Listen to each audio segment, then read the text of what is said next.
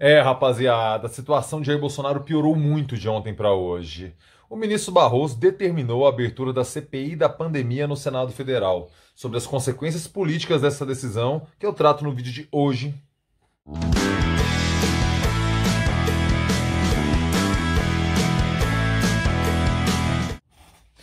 Fala aí, rapaziada! Tudo beleza? Bora gravar o vídeo de hoje, sexta-feira, dia 9 de abril de 2021. E eu começo aquele pedido clássico e tradicional. Por favor, meu filho, por favor, minha filha, se você ainda não fez, se está pintando pela primeira vez aqui no canal, seja muito bem-vindo, seja muito bem-vinda. Aproveita.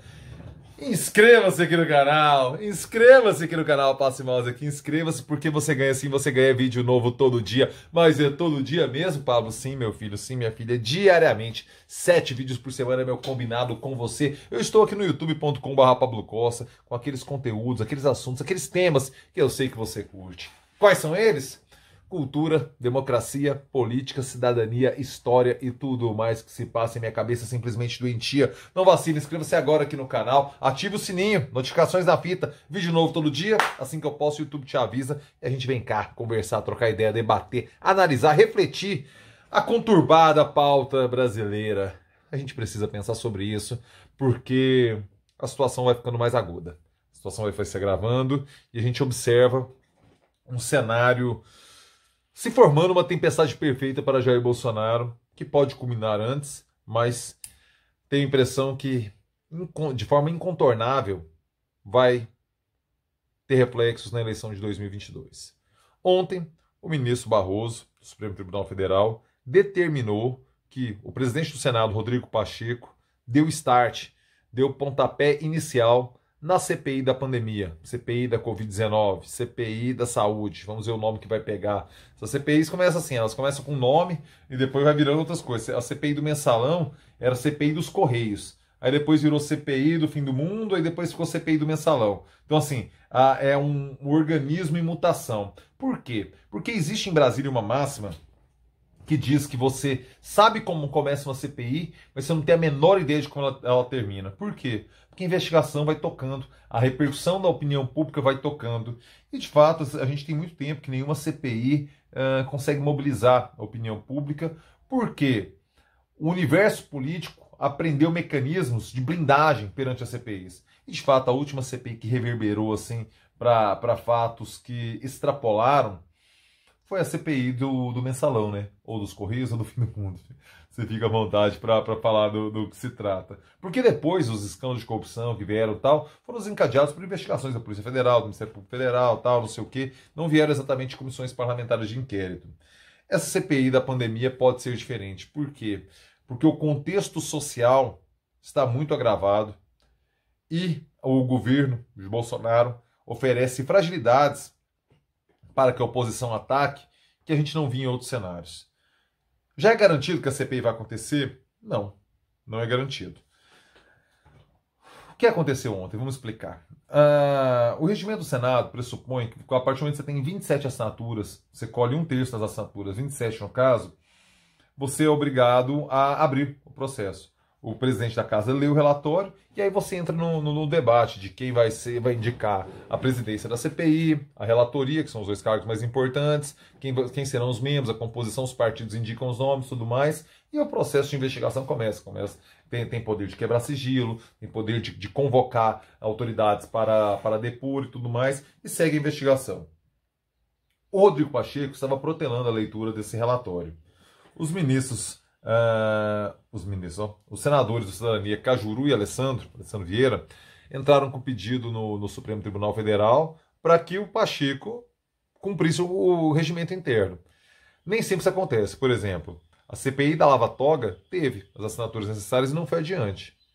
Novamente por uma questão política. É preciso ser justo. Eu discordo da CPI da Lava Toga, mas atingiu os pré-requisitos ali, das 27 assinaturas. E não foi feita a leitura.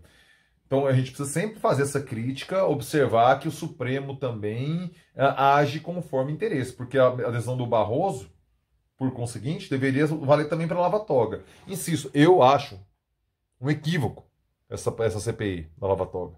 Mas cumpriu os pré-requisitos, a gente precisa ser justo nessa análise. O que acontece é que o Rodrigo Pacheco estava alinhado ao governo Bolsonaro, protelando a leitura. essa determinação, esse pedido dos senadores do Cidadania ao Supremo Tribunal Federal, caiu na mão do Barroso, o Barroso determinou. Agora o que acontece? O governo pode ainda vetar a abertura dessa CPI, sim. O presidente Pacheco falou que deve ler a abertura da CPI na segunda ou na terça-feira. O governo tem até lá para convencer 5 senadores a retirarem sua assinatura. Por quê? Porque ficaria com 26 assinaturas e não teria no momento da leitura. Até o momento da leitura pode retirar. Pode acontecer? Pode. Eu acho provável? Não. Eu não acho provável. Por quê? Porque o governo está muito fragilizado. Porque se não, assim não fosse, não conseguiria nem as 26 assinaturas. Você entende? Além disso, a opinião pública está pressionando demais, né? A gente não para de bater recordes macabros pelo número de pessoas mortas de Covid-19. A economia está completamente degringolada por conta da ineficácia na busca da vacina, da perda do timing naquele ano de 2020, de assinar os contratos com os vários laboratórios. Foi a experiência chilena, por exemplo, que assinou com um monte. O Chile está sendo o maior exemplo positivo na vacinação da Covid-19 aqui no nosso continente. E o Chile, que não tem SUS. O Chile, que não tem a rede de vacinação ampla como temos, mas teve liderança na hora certa. E teve o timing apropriado de assinar contratos e fazer a aquisição das vacinas. Perdemos esse timing. Agora a gente está disputando a xepa da vacina aí, mundo afora. Vendo se sobra aqui, sobra acolá, é difícil. Então, ou seja, existe uma irritação da sociedade.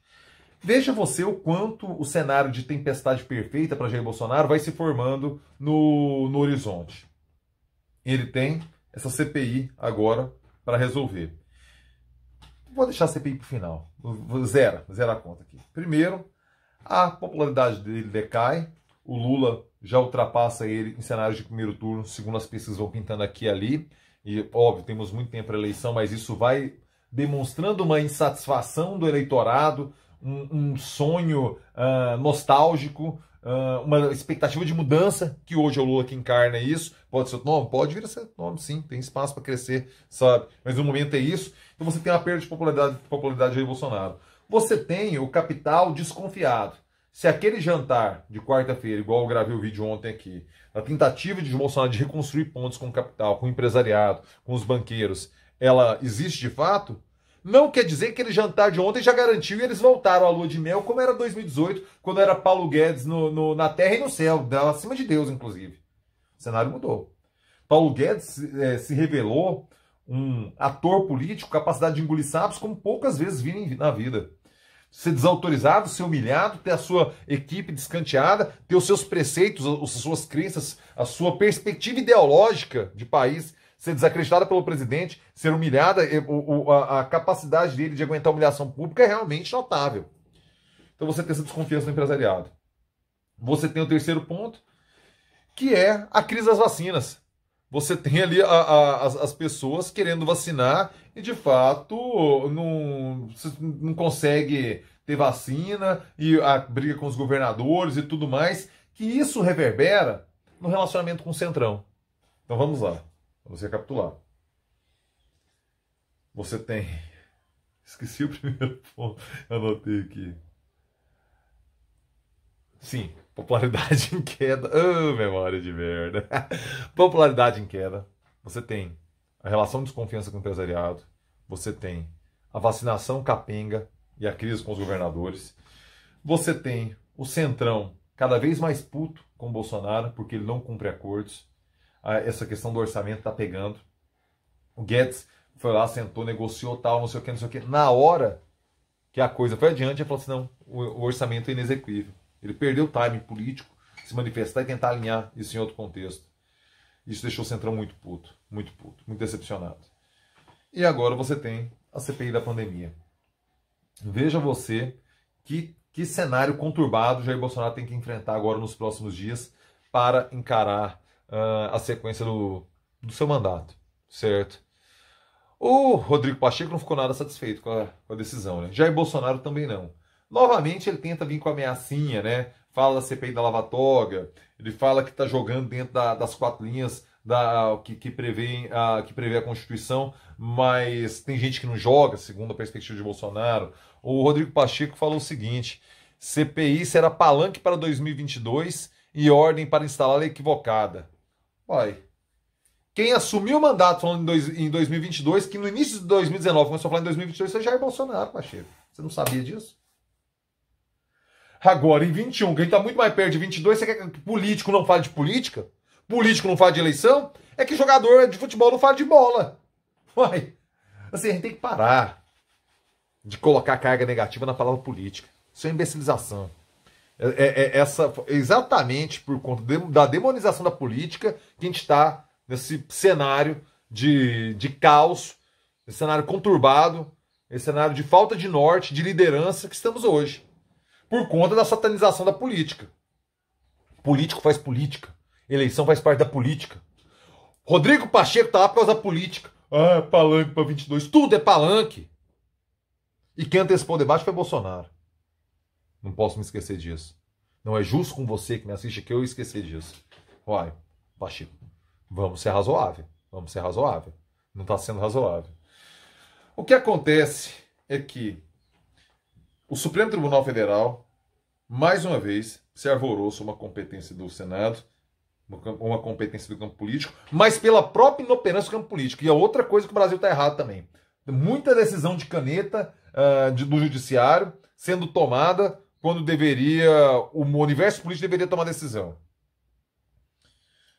O Pacheco, perdão, o Barroso tentou, o Fux tentou. Diz que o Barroso, matéria da Malu Gaspar, publicado no Globo hoje, o Barroso ligou para o Pacheco e falou assim, tô prestes a decidir aqui, viu? Será que não era melhor o Senado encaminhar por aí e tal? Será que não seria mais legal? Pacheco, ignorou, fez ouvidos moucos. Luiz Fux entrou em contato, ligou pro Pacheco também e falou assim, olha, é bom decidir por aí. Não tem como, é incontornável o Barroso mandar abrir essa CPI. Pacheco, muito prestativo e servil ao governo Bolsonaro por conta do apoio que recebeu para sua eleição no Senado, novamente ignorou Fux. Não teve como, Barroso meteu a caneta. Agora vai ter que abrir a CPI. O governo ainda pode fazer isso. Tem outra alternativa também, ele pode tentar tirar 5 assinaturas e pode tentar retardar, obstruir o avanço com os partidos não indicando os membros que vão integrar a CPI.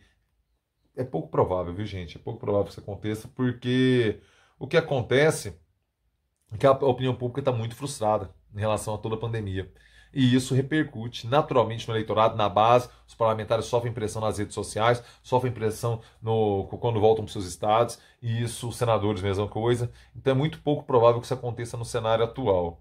E agora, a fragilidade de Bolsonaro está escancarada, mais um flanco que ele abriu de combate, que é pouco provável que ele venha a vencer. Naturalmente, Pazuello vai ser convocado. Ele não é exatamente ele não é um amigo tão íntimo disso aqui, do microfone. Ele acaba falando muita bobagem, ele acaba não tendo um poder de articulação, como ninguém nesse governo tem um poder de articulação política e tudo mais. É um poder débil, um poder muito limitado. E mais uma má notícia para o governo Bolsonaro, cada vez mais sangra em praça pública. Vai chegar em 2022 muito fragilizado. Há tempo de reverter, de melhorar? Dá.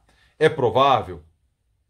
Nada no horizonte me aponta para uma saída para esse governo. Ele vai entrando num beco sem saída assim, que só resta Bolsonaro rosnar de forma... falar o meu exército, a minha polícia, o meu não sei o quê, desrespeitando princípios básicos de republicanos mesmo, na lide com a coisa pública, e eu não vejo uma saída para esse governo dentro da institucionalidade, dentro do cenário conturbado que vivemos, em percentual expressivo por responsabilidade de Jair Messias Bolsonaro. Rapaziada, se chegou até aqui, por favor, deixe seu like, joinha, joinha, joinha, joinha. Tô achando pouco like, viu? Tô achando pouco like. Perante o número de pessoas que assistem, o número de likes, talvez as pessoas não cheguem até o fim, eu tenho esse hábito de deixar de like só no final, né? Para não encher o 6 de pedido logo no começo. Aí eu peço a inscrição no começo, peço like no final. Então, like, por favor, me ajuda muito. Não custa nada para vocês, significa muito para mim, bicho. Pô, like aí. Lives no final de semana. Hoje à noite, sexta-feira, dia 9 de abril, eu e André Rodrigues receberemos Márcio Júnior e Alex Antunes, para um debate extenso sobre o que está acontecendo no Brasil. Márcio Júnior, professor universitário, cineasta, vocalista do Mechanics.